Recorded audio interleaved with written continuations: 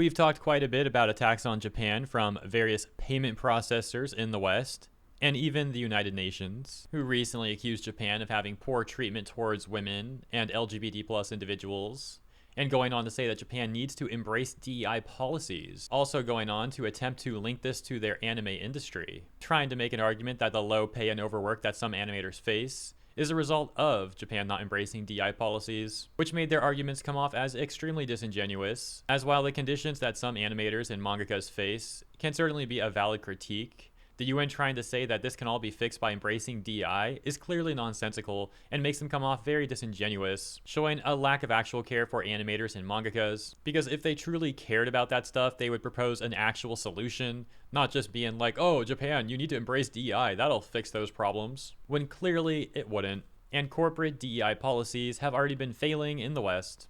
Anyways, that's just a bit of a TLDR for the UN stuff if you missed those videos. Of course, there is also the payment processor part of all this too, in which various payment processors, in particular Visa and MasterCard, have been drawing their support away from certain websites in Japan that feature adult content. Sometimes this adult content is things such as like ecchi and doujins, which many people have criticized the UN for because they support even more explicit adult material in the West, making these payment processors come off as extremely hypocritical and as if they have some sort of ulterior motive. The simultaneous occurrence of this going on with the UN stuff is also causing people to speculate that there might be some crossover there as well.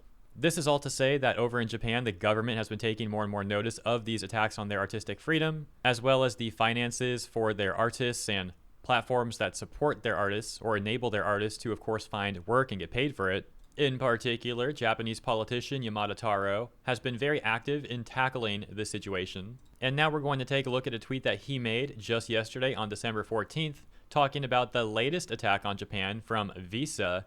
This one is especially weird because in the latest attack from Visa, they have withdrawn support from RNE, a matchmaking service for otakus. So this has nothing to do with art, it has nothing to do with adult material. It's simply a matchmaking service for otakus, and Visa is shutting down, as mentioned, their support for that website. Let's take a look at what Yamada Taro has to say.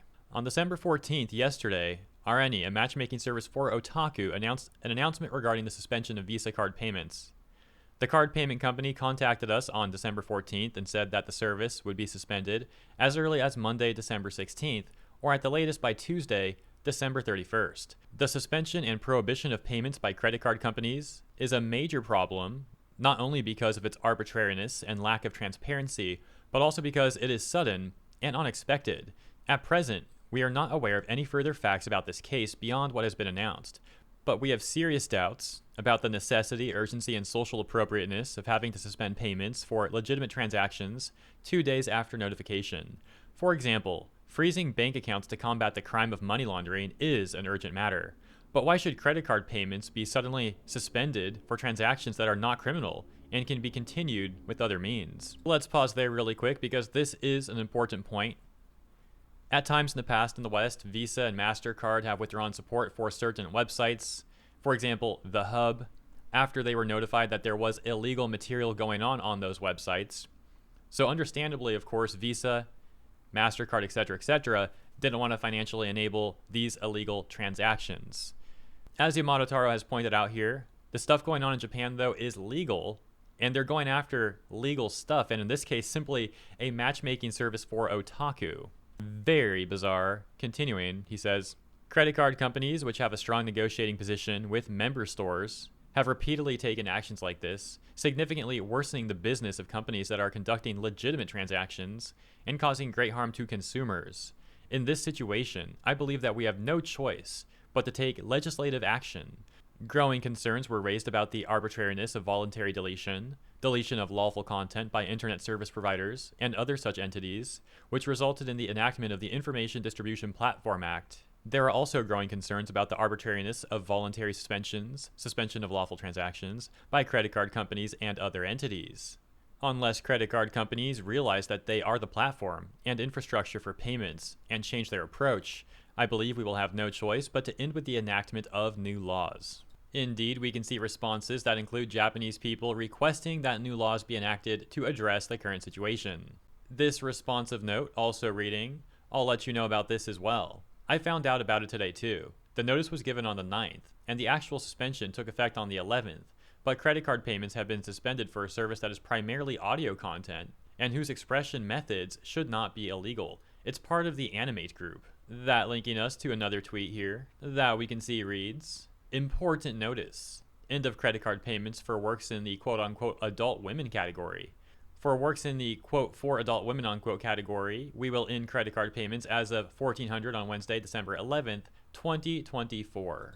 Now, I'm not familiar with that platform at all. However, we can see from their bio at Pokidora that they're a drama CD distribution service for smartphones, including drama and other romantic topics. So let's check out some of the responses and see what else we can make of this. And the ones that we'll be taking a look at are the so-called top responses, some of the most liked ones, so make of that what you will. But for example, we can see this one, requesting further action from the Japanese government, reading, "Even though people say they don't want any more restrictions, it's highly likely that they've already exceeded their limit. We need to increase the number of members other than Taro Yamato and Ken Akamatsu." As that user points out, and as many of you are likely aware, Ken Akamatsu has also been very active in speaking out against the attacks on Japan's artistic freedom. He had gained a lot of support from his various manga works, including Love Hina, and in 2022 was elected to the House of Counselors in the Japanese government. Another top response reading, "Now everyone understands, right? There are no restrictions on just a few things. There are restrictions on the whole thing. We all need to cooperate." Then we've also got this top response reading, "This is what it means when expression is regulated, whether it's erotic or not. So regulating expression should be a no-no for both men and women.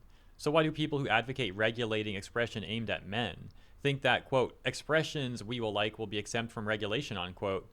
It's obvious that it's either everything is okay or everything is not okay." So things have become even more interesting. Based on that response as well, and some of the replies that they're getting, it sounds like some of the feminists in Japan, yes, there are Japanese feminists, I know some people are always surprised when we bring that up, very small group, but they are there. But it sounds like some of these Japanese feminists were supporting regulations against content consumed by men. And now that payment processors are withdrawing from this audio business, Pokidora, which does seem to be focused mainly at women, providing them content such as BL, etc., the men are saying how it was a mistake for these Japanese feminists to support regulations against content that they enjoy. And now women are also being hurt by similar things occurring to them too. Of course, for the record, not all of the women being affected by this are Japanese feminists. The majority of them are probably just like normal Japanese women, not porikori crazy feminists. The point they're making is simply that the regulations that these Japanese feminists support don't do anything to help anyone and can in fact also hurt women. That takes us to the final top response that we'll be taking a look at here, this one reading, "It's now aimed at women too. I'm also a Fujoshi and I recently attended a gathering like this. There are politicians in the political world like Taro Yamato who are concerned about this issue. So I hope they will provide as much information as they can." So there you go. Let me know what you think about actions by payment processors against RNE, that otaku dating service, and Pokidora, this audio service. If you enjoyed my coverage, also consider liking and or subscribing. Appreciate ya, and I'll see you in the next one.